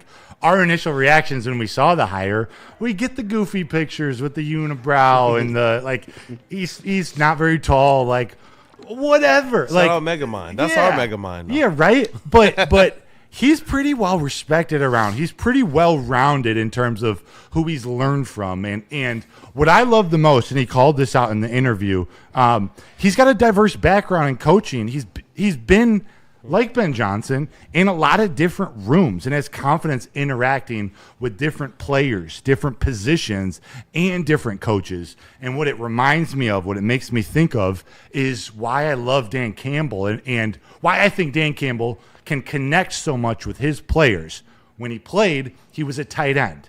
What do tight ends do? How do tight ends prepare and go about their week? They're in rooms with the divas, the wide receivers, and they're in rooms with the offensive line, the meat, the toughness. And I'm stereotyping wide receivers and offensive linemen, but we all know they speak different languages, different interests. They have different thoughts about approaching the game. To be able to connect with different people on that same level or with that same tenacity and belief, it's doesn't come natural in everybody. It's learned. Everything I see and hear out of Drew Petzing, I don't know. I connect with him a lot more than Johnny Morton, who I was excited when I went for it. I was excited when Johnny Morton was hired. It sounded good. I was never excited. I'm changing. I'm flipping. I'm flip-flopping. Oh yeah, no, I definitely feel that. As we we should probably be a little bit more patient and let the information and news just simmer a little bit more before we make a decision. But that's not how media works. No. So we give our instant and immediate reactions, and sometimes we're right, sometimes we're wrong. One of those things I'm so glad that I was right about was the Cade Cunningham aspect. But as it relates to Kafka, this is a situation where I really, really, really, for the sake of the Detroit Lions, hope that my initial reaction was wrong, was horrible, was bad. And as you continue to kind of just talk about his connections, what he's done already, his specialty, his expertise. That's why I do wonder, okay, how much would he have helped the Lions last year with what they had? Mm-hmm. That, I wonder if that's what's going to dictate or decide how they actually do approach this free agency. Do they believe, well, we believe if we had him here last year, Tate Ratledge might have had a little bit better year even. We think he had a good, decent one, but we think he could have had a good one. So I do wonder how much that is in the back of Brad Holmes' mind when he's approaching this offseason, because if there was a report to me, I would have thought that the report would have been the Lions are after a free agent center. Not a tackle. I understand it because maybe that's signaling you're not going to wait around for Taylor Decker to make a decision. That's exactly what I read. But then what does that mean for what you need at the center position then? Are you going into the draft again? Are you going into the, are you comfortable with somebody who's already on the roster who has shown something? You know, and that to me actually makes me a little less comfortable. You know, so teams don't window shop in February unless they're remodeling. It makes me a little uncomfortable, but that's why I'm wondering how much of this now approach with Brad Holmes is going to also be because we have a Drew Petzing here, who we know if his schemes can get this running game just that much better, and then the protections around Jared Goff, so those play-action plays can actually develop, then I'm okay with if they back off the steam a little bit. That's the only way I'm okay with if they don't chase Linderbaum like it's the only person to take the prom. One of my favorite responses Drew Petzing gave to Jeremy Reisman when he was asked about his offensive philosophy, he said, I don't have one. My job is to make sure I put and I'm paraphrasing here, put the players in their best position to be successful. And Duncan Stewart in the chat said, Kafka played QB. He can talk to Jared. Green dot on plays. That relationship between Kafka and Drew Petzing and Jared Goff is going to be huge. Petzing talked about he's already spent a lot of time with Jared Goff, and Jared Goff is going to have a lot of say in this offense. And I say this kind of monotone because it is what we heard last year. It is everything Johnny Morton said. I don't think it was true. I don't think that actually happened. I think Johnny Morton was kind of stuck in his ways. And although Jared Goff probably contributed a bit, it wasn't that same meeting in the minds that Goff had with Ben Johnson when Ben Johnson built the offense to his strength. It was more, these are my passing concepts that I helped put in, I being John Morton. Yeah. I helped institute here. A foundation. But the actual communication with the quarterback and when things aren't working, what direction do we go? What second, third, fourth plays am I giving Goff in his bag to audible to? I don't think it was actually reality from what Johnny Morton told us last year. It seems like Drew Petzing is the ultimate collaborator, and that excites me. In our poll, we've got 47% giving Rando Smalls a B grade on this. I gave him a B. Yeah. I gave him a B, just the how the positions were laid out. I don't know if I'm taking two running backs in the draft. Yeah. I'm cool with one. He did say he talked about replacing Craig Reynolds, huh? I guess so. Netflix Reynolds. What I will say is also that he wanted to sign Boye Mafe. I like that move. I like that. I think with this mock draft is he hit some of the key positions that you're gonna want. Yeah, the positions. Which is ideal. Pass rush and secondary, tackle and center to start it off. He went a little bit more offense than I like. But I forget who said it in the chat, but they're gonna take a tight end in this draft. I think. Yeah, I think they got to sign I had them him. taking one in the seventh round as someone that can come in and kind of be maybe like a third option behind, because you're paying Brock Wright, so you're not getting a replacement. You're just getting another body in the room. Man, their offense suffered so much when Sam Laporta went down. Yeah. He, in the first half of that but season, it was him and before Brock. going down, after those first 2 or 3 games, they struggled. Sam Laporta became a safety blanket in that first quarter.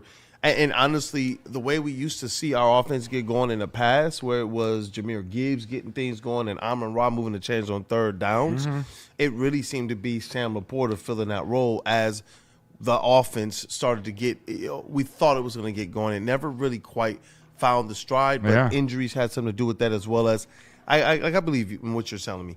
I think that, John Morton, who just got hired by the Broncos, be their pass game coordinator, I believe that he couldn't, the innovation that Ben Johnson brought to what Johnny Morton laid. So Johnny Morton, hey, laid the foundation and probably even the first level. But there's a real big difference between a ranch and them houses that you see when you're out there in Northfield, Novi, Birmingham, and all of that. And I think Ben Johnson was one of those guys who was able to go and build this thing up for everybody to eat. Everyone was eating. Everyone. And that's what I mean. Like, after after Ben Johnson, everybody wasn't eating. And to me, the biggest sign of failure was the lack of a play action. You have a weapon like a Jahmyr Gibbs, and you can't get him into open space.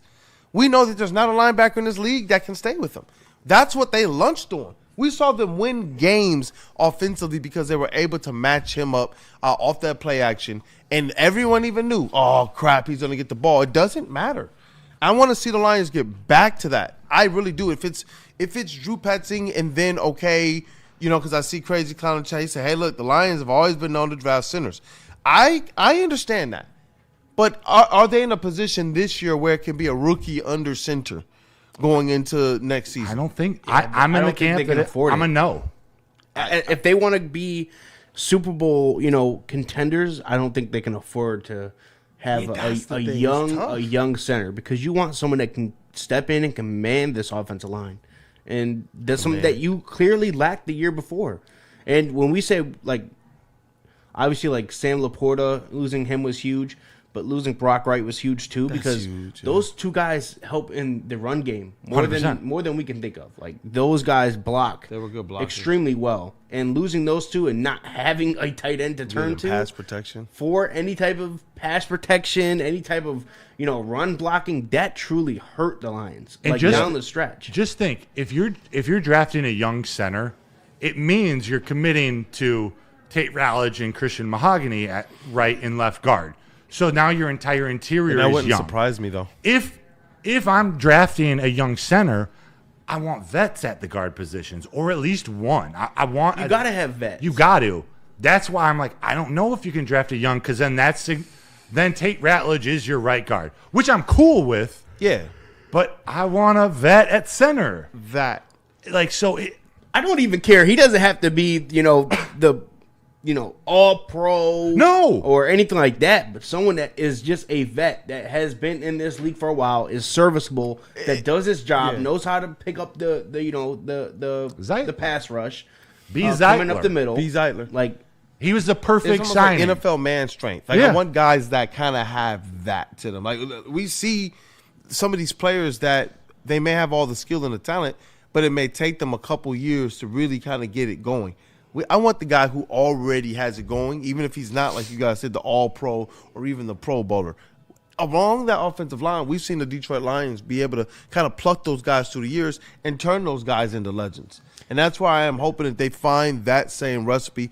I agree with you. If they're going to go with a center, you want to be able to have some vet presence and some meat around them that's going to be there. Not just the Taylor Deckers or the offensive linemen that we know, okay, from a vet standpoint, a mentality standpoint, he's good to go. But, man, this guy looks like JB Big Stuff. You're doing a great job, Coach. Yeah, good job, Coach. But from a standpoint of availability is the best ability, that's what matters to me, because if Taylor Decker is someone we're counting on and he's not there halfway through the season, it really doesn't matter. That's exactly why someone like Jennings Dunker, to me, when I picked him at that spot, is this dude can literally play almost every position on this offensive line, and I like the versatile. He can step in, and that his kid, he's big, he's strong, and he's gonna get nasty. He's from Iowa, right? Yeah, Iowa breeds the offensive lineman. Yeah, Tyler Linderbaum. Yeah, that's why I'm just sell out on Linderbaum. Sell out, man, on one of these. I'm down. Randall Smalls says that we should we should sign a guy for a 2 to 3 year deal, some vet center, and then take a swing on Hank Fraley's son, who is now a center over there at Michigan State. Wouldn't mind. What up, though, Ryan's reaction? But it was Randall Smalls. I don't mind that strategy. I don't know if his son's gonna we don't know if his son's good or not. We have to see it. But getting a vet for 2 or 3 years, then getting a younger center, you think you either got Ratledge and Mahogany or Miles Frazier and Ratledge are now 4th and 5th year players. Yeah, look at what the Eagles did when they had Kelsey. Mm-hmm. They were. I'm in. That dude was training underneath of Kelsey for years before, and he would fill in, in other spots, on guard position and stuff like that. But when it came down to it, he was the starting center, and he stepped in and he did a pretty good job. It says something very key there. If he had the opportunity to train for years, that would represent that they actually had people in front of him that were beyond serviceable, which leads to effectively the strategy we're talking about. Because I'm all for, obviously, in the draft, you want to be able to go out there and find every starter you can, but let's be realistic.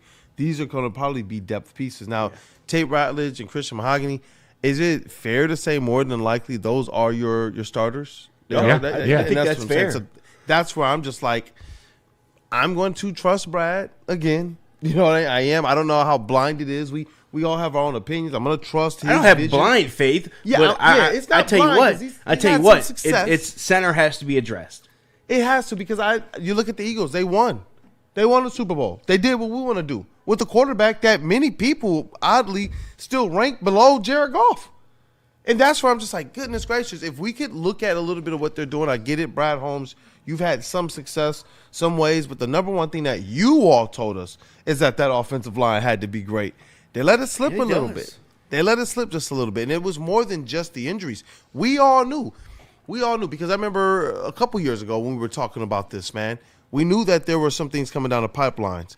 And JB Smoove actually was here earlier. He was one of those guys that was like, I think we need to go after the offensive line. We're like, but what? The offensive line is already great. He's like, yeah, but there are decisions that are going to have to be made down the line. And that's the thing. It's like now those decisions as it relates to offensive line, I don't know how well, no matter how much I like Brad Holmes, I don't know how well he actually handled that transition.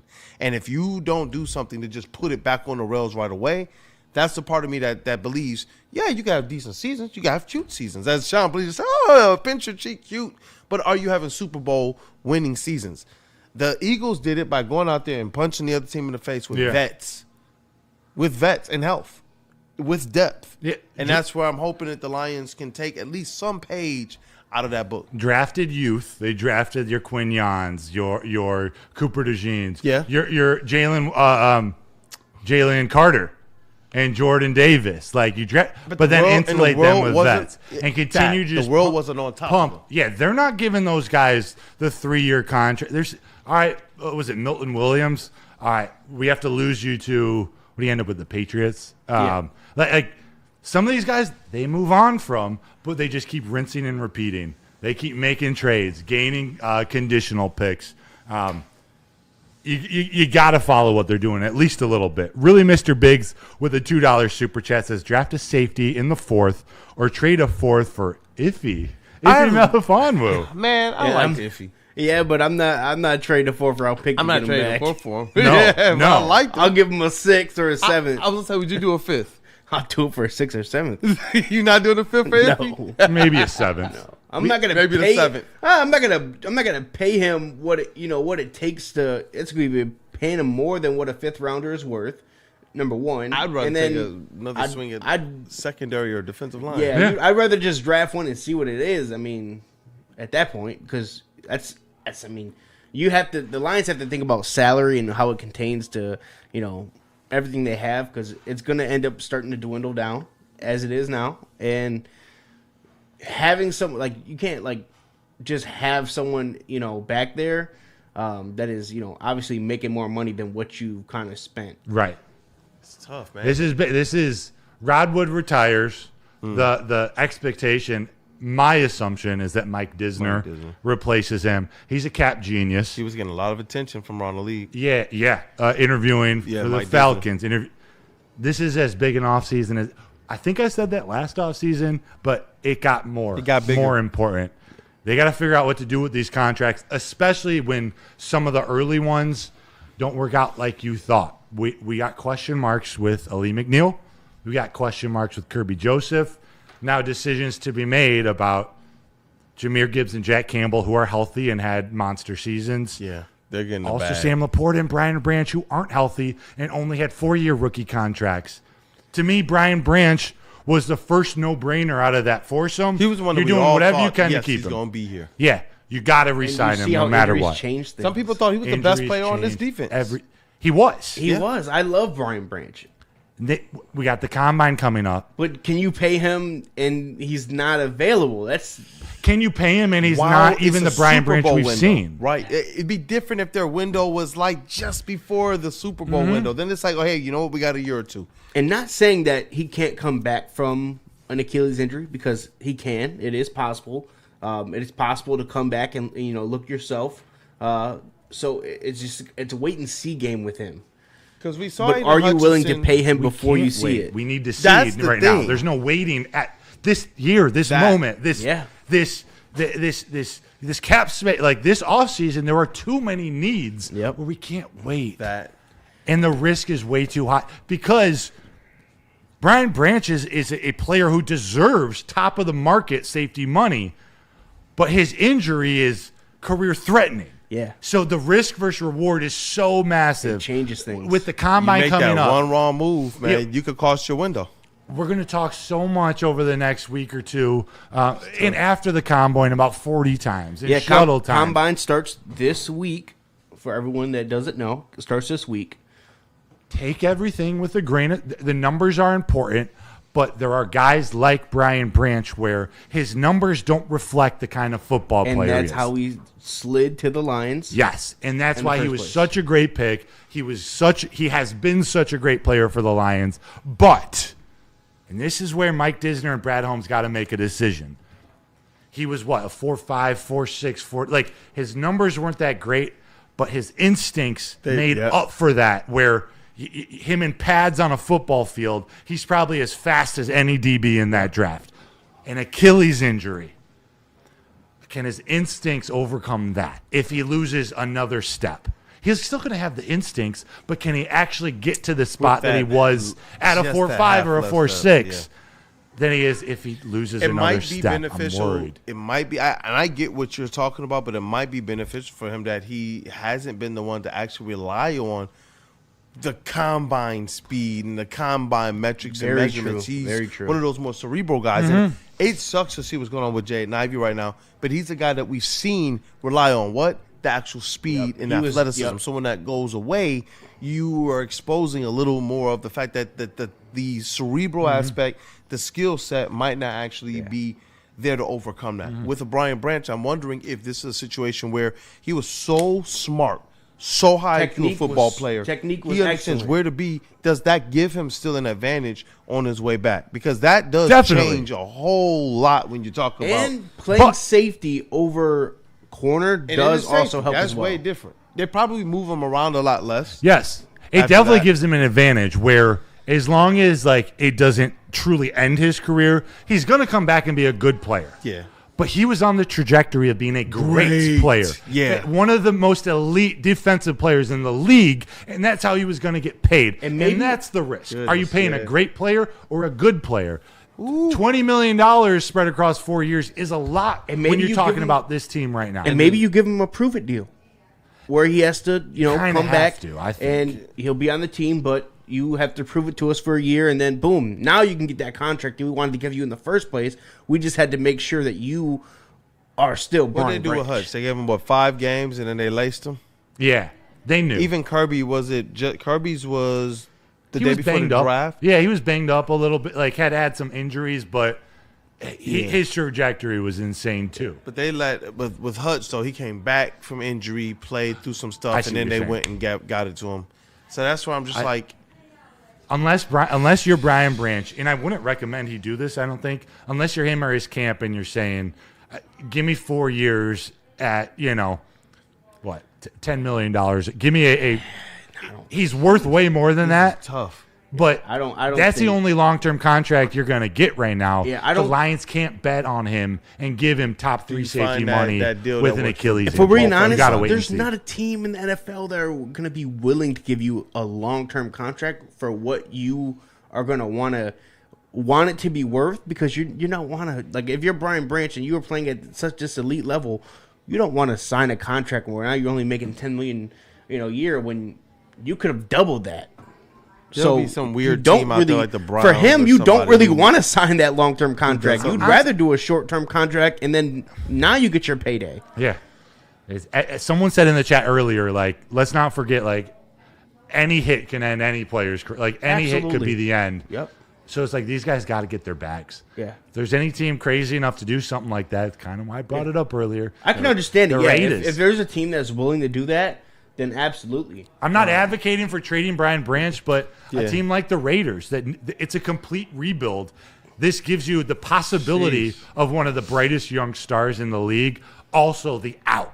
You're only paying him like $700,000 next year, $1 million bucks, and you're not committed to him after the year. So, if I'm the Raiders, and I'm not saying this is ever going to happen, I'm asking for Brian Branch over Lee McNeil. Yeah. The risk versus reward, and you don't have mean, to if do we're being anything. real, yeah. You get a Liam, you still got to pay him. If you were the Raiders, that's what you would do too. Yeah. Are they smart enough? Yeah. I don't know if Mark Davis is. I don't know how much say Tom Brady has, but they're drafting Fernando Mendoza first overall. They want a couple first-round picks. But Tom Brady has that cachet to actually tell them, hey, guys, you probably want to do this. Yeah. Those other people in that organization probably walking around like, we got to do it. We're yes men. Tom Brady is probably more or less like, hey, actually, Aleem? Wait. Put the phone back down. Hold on. You know they got Brian Branch over there, right? Yeah. Ask for him. And Well, he let's has not the give him ability any to probably ideas. tell all right? them Let's that. not give him any ideas. Yeah, we don't want to give them no ideas. But I would it be think the though- Lions are smart enough. Yeah. If Brian Branch is a guy who they believed in before, when nobody else really believed in him, and they said, hey, it's because of who he is in football pass, not the speed, not the this, not the that. It's who he is as a football player and that mind he has. If that Brian Branch can still be there, even if there are some noticeable differences to a degree, I'm all for it. Yeah. Because Brian Branch is a special player. I don't want to lose him. I don't want to lose him either, but I get it, man. We're talking about I don't want that money, though, on the that's books. the thing, and that's where I'm hoping that if the marriage isn't some 3-year deal that kind of works for the Lions, I'm hoping, hey, we'll give you the prove it year deal, but you have to be okay with that if where you want to be is Detroit, because this team has to be able to capitalize. I know that Brad Holmes had once this vision of being able to build, like he said, oh, we're not looking to just have cute seasons. We're looking to build not just for today, but also long term. That long term now has gotten threatened just as much as the short term has now. Yeah, and that's where this becomes very, very intriguing. The players we like and love and the players that we want to be able to depend on versus are they actually able to output that? That's a crazy thing. I love Anzalone. Brad Holmes got his hands full. Yep. I love Anzalone. I love what he meant Brad to this got team. them hands full. Shoot, I love Decker. I love like I want to see him. Chances that they're going to End be his back. You have career- to call it. Enzo and Decker Anzo, I think, is probably 15% back.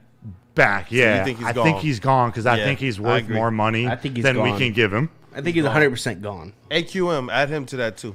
I think I don't. AQM's No. gone. No, Lopez? AQM is a different thing. We don't even. I don't even want to entertain that. Lopez gone. $11 million? No, thank. I don't want to entertain that. What about what is it? 6, 7 for Lopez? Yeah. Lopez. Now that's He was something I can crucial. entertain. He was nice though.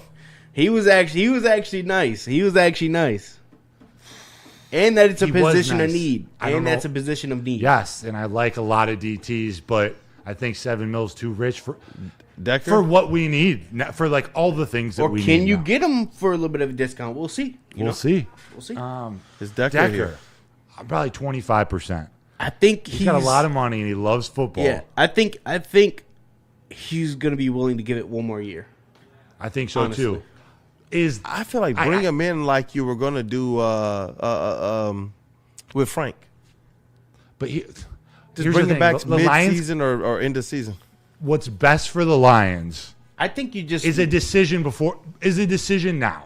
They need to know what he's going to do now. Yeah. That's something that I I would agree with definitely that. want to know. I want to know before the draft. Tell me straight up. So you are can you set your here whole or strategy. you're not? Because that's going to change my strategy. Yeah. Literal best thing for Matter of fact, Lions. tell me before free agency. I Let hate me to know. say it. Golly. The best thing for their future is him retiring, and that money's coming back to the books.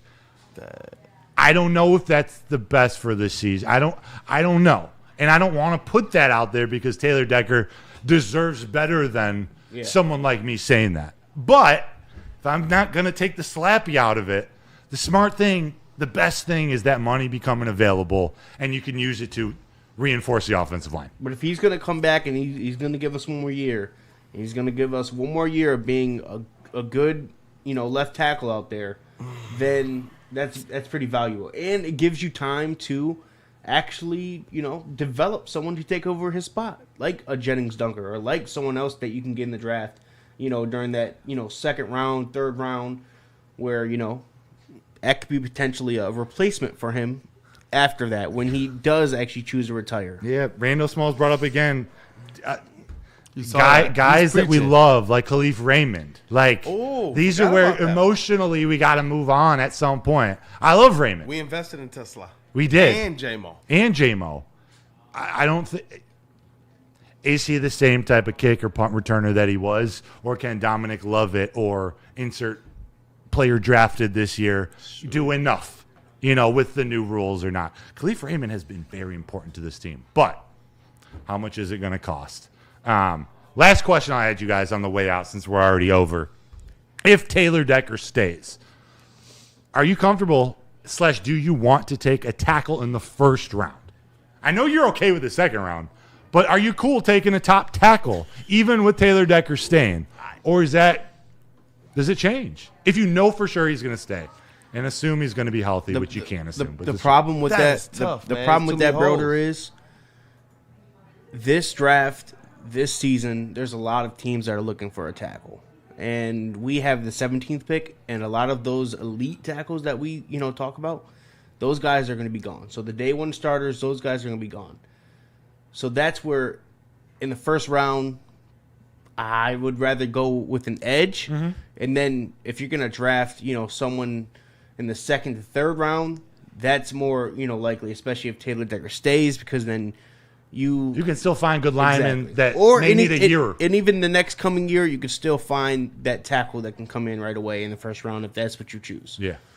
But this year, it looks like most of those first-round talent, left tackles, right tackles, are going to be gone. Yeah. This is what we're going to learn a lot over the next couple weeks, hearing the heavyweights, hearing guys like Scott Bischoff and Russ Brown and Jeff Risden and the guys from Pride of Detroit. As the combine starts, a lot of these, that's where a lot of it's going to start to heat up, and where you're going to see a lot of these guys, kind of mark that, okay, well, they're going here, they're going here. This team's really looking for a left tackle or right tackle. And we're going to learn, and you guys might already know this, but is this draft heavy with talent at the edge position in the first round, and then there's a very drastic cutoff in round two, where there are a couple elite tackles in round one, but you can find really strong offensive linemen in second, third, fourth round, because there are drafts like that where those guys are out there.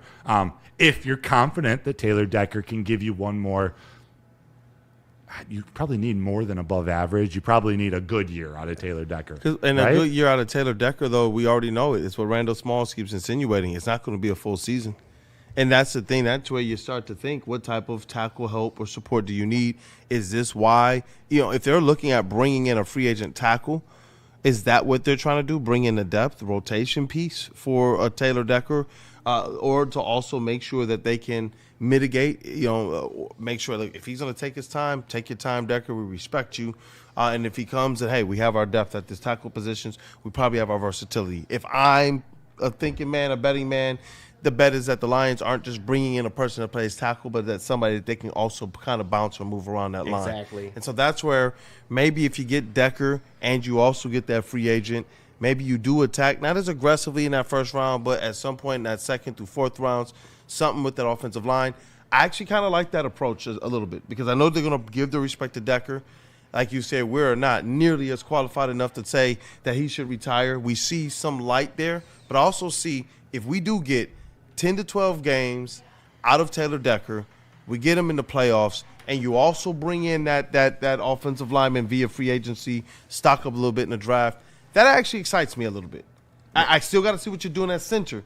But it's like there's movement. There's movement in the paint. It's similar to Neil's video that he sent to the group chat earlier. Shout out to the American Eagle that was in that video. $21 million cap hit for Taylor Decker this upcoming year. $21 million. So to bring this all together, our very first conversation, after we talked hockey for a couple minutes. 21 mil, John. Got that gold medal for the U.S., We were talking Cade Cunningham and the construction of the Pistons. We were talking the Red Wings and the Tigers. I might be looking for Brad Holmes. You talked about respectfully honoring Taylor Decker. He might need to be disrespectful. Like, this might be the offseason where Brad Holmes has got to put his comfort aside and pleasing guys that we respect, guys like Taylor Decker. I mean, like, dude, are you going to retire? If not, I got to cut you. It might have to be because you guys come up with some great ideas, but this is also a lot of, well, if it does this and this works out and that works out, and if they pick the right person there and sign there's a lot up. I want to know exactly what they're going to do and attack it. Attack. I don't know if you can do that if you don't know what Taylor Decker's doing. These are the same decisions we had, and I get it. Taylor Decker is somebody who we're going to be a lot more drawn to as a fan base because of everything he gave, even going back to when this regime didn't care as much as he did. We knew that he cared. You know, and that's where it stayed and signed a contract through the Patricia era. And so I get it, it's different. But even with the Pistons, when we saw them draft these young players like Sadiq Bey, and even now you see another casualty in a Jaden Ivey, and another person who might become a casualty in Marcus Sasser, we always knew there's going to be decisions that have to be made. You talk about a $21 million cap hold for Taylor Decker. Jaden Ivey had $30 million cap hold. That's why they had to trade him. You can't go into the offseason knowing the flexibility you want to have to be able to bring in somebody or make this swing, and there's a $30 million cap hold on him, and I got to look it up to see what cap hold is going to be for Marcus Sasser. Mm-hmm. Think about that. Yeah. It's Sadiq Bey. He was like, I want $20 million a year, and his cap hold was going to be stupid too. I'm about to say the wrong word. It was about to be stupid as well. They had to make a decision, and they say, hey, look, we'll send you to a place where we think you'll get opportunity to be at least plead your own case. The land of guards. Yeah, it won't be us, but we'll send you somewhere. You know, and that's the notion here. You got Taylor Decker, who you really want to understand, like you guys have I think, eloquently put. You want to know the decisions you're able to make going into these things, what holes you have to fill. And if Taylor Decker's going to come back later on in the season or make his decision later, you can always accommodate that, just like you're about to do this season as well. Is it safe to say that Ivy trade and bringing in Herter was less about the player Herter is, or if Trent Vincent can figure out his jumper again, $30 million, more about the financial flexibility moving forward? Mm-hmm. Sounds pretty similar to Taylor Decker. And you relinquish some holes. You get the ability to bring back, if you want Jaden Ivey back during the offseason, or if the Bulls just say we want to waive him, you get certain opportunities. I don't know, since they were the last team to trade him, if they could bring him right back. I don't know how that necessarily works. But in the offseason, if you want to bring back Jaden Ivey on a team-friendly deal, and he's like, yo, I want to be here, I can tell you this, he's contributing more than Kevin Herter will. Yeah. So that's how you set yourself up. But the Pistons, as much as we want to say they didn't make the big swing, they have been making the right decisions as it relates to protecting that cap. Mm-hmm. Even the Duncan Robinson signing was one that favors them. It's not really a 3-year deal. It's like a 1.2-year deal. One in which if they want to commute the last 1 2/3 of that contract, they actually can. It's a great contract. That's what I mean. So they have even you go back to last year with Dennis Schroeder, getting him for free. They have made the right moves to protect what they have in-house while not necessarily taking hostage their cap space to try and take a big swing. Instead, they realize we have the swings that we need right here. We just need to make sure that we are putting the right bats to complement our big bats now. And that's where I absolutely love what they've been able to do. And I'm hoping with the Lions, as they're going into this offseason, they put themselves in a position to have ultimately that cap flexibility. What do you hear most detractors of the Lions say in terms of what improvements they can make? They don't got the cap space for that. So I'm hoping that ultimately, not just us talking about with Jared Goff, you're going to have to come up off some of that bread. This is a situation where you look at a Taylor Decker, and as much as I like him, that's $21 million cap hold. What is that doing to your ability? And not just the money. If Taylor Decker's there, what is Dan Campbell going to do? He's going to plug him in as the day one starter. How does that affect things in your draft and in your off-season strategy? So I'm hoping that something is known right away. And if it's Taylor Decker just saying, look, I'm there before the draft and all of that, cool. Yeah. We'll go crazy. We'll see Spinny on some reel that's going viral, talking about, yo, Big Dog is back. And we're all going to be like, look, we locking in for a good 10 to 12 games and then be ready for the playoffs. And we'll be for that, especially if it gives them a clear path forward to be able to put this offseason together. Yeah. All I know is Skipper's now a coach, and let's just bring in as many more offensive linemen as we can. Coach Let's Skip. call You guys ready to call it a day? Yes, sir. Chat, thank you so much for joining us on Sunday at a different time. USA. I think it was a pretty good reason not to start at 8 a.m. Yeah. Seeing that USA win USA gold, gold. baby, against Canada. Overtime winning goal against Jack Hughes with the buzzer beater, lighting the lamp. This was fun, though. It was great being back, talking Lions. Combine Welcome coming back, up. bro. Check out Woodward Sports shows all week long. And Jeff, I feel like you're on all of them. Are you like contributing to all? I just fill in when I'm needed. Jeff fills in when Fill in needed. Shout out to Jeff. Kool Aid's on the Braylon right. Edwards Show with Shep every Monday through Friday at 2 p.m. That's right. We got the Sean Belizean Show with Maz in the morning. We got Big D Energy, Neil Rule, Darren McCarty, Elite. Terry Foster. KG is in all of them. JB is the morning TD. And we got the heavyweights coming in at 5. Woodward Sports has a great lineup. And tune in all week long. Shout out to- hit the like button if you could on the way out. Help Yeah, us smash out. that like And button. shout out to John Mizet with 5 Woodward Sports gift memberships to the chat. So John shout out to him. Mizet. And He had a if he- Michigan if he- helmet too. Go Blue Baby. Yeah. Randall asked Broder, is there a little Broder? There is a little broder. little broder. He was watching this show today. I got Let's a picture go. during the show. I kid you not. It felt different starting this, hitting record, and knowing that, like, my little man's out there watching me now. I don't think I cursed at all. And I just had a lot of fun with you guys talking ball. I We'll enjoyed call it a it. day. We'll see you next Sunday at 8 a.m. Stick will be back. Stick will be back. That's Yep. right. And Lebartini with a super chat He loves is the you. guy in the booth and intern. I am indeed an intern with Woodward Hey, Sports. Labartney versus Versus Young Efra. Hefe. Yeah, I like it. Just working his ass off. We appreciate lined you it being up. here. You know not everyone's Soldier going to over agree there. with you. Yeah. If people aren't Hey, they saying ain't you're got dumb, to. then you're not doing this Hey, job they ain't right. got to. You know what I'm saying? I got you. Shout out to you, Soldier. Labartini, for supporting us always and being honest with everything. That's all we ask for. Again, hit the like button on the way out. It helps us here and the network. And we'll see you next Sunday at 8. I see Ryan's reaction said Monty is staying a Lion. But every time I see Monty, I always get like flashbacks Monty to Monty Williams? Williams at first. Like, Yeah. I used to call him Montgomery Demont. So I say whenever I see Monty, I'm like, no. That's a nice move out of Tom Gore's moving on from that contract. Let's rock. Matt Broder, Brandon Kool Aid, Brandon Dent, a.k.a. Detroit Kool Aid, Jeff Walker, Big Young week for the Hefe. Pistons. Yeah, go Pistons, baby. Go Big Wings. week. That's like OKC and the Spurs. Let's go. And Max the Clark, Cavs. Kevin McGonigal doing things down in Lakeland. Detroit sports are alive. I'm glad my kid can start life with these 4 On the teams. winning side. Have a great Sunday. Let's go.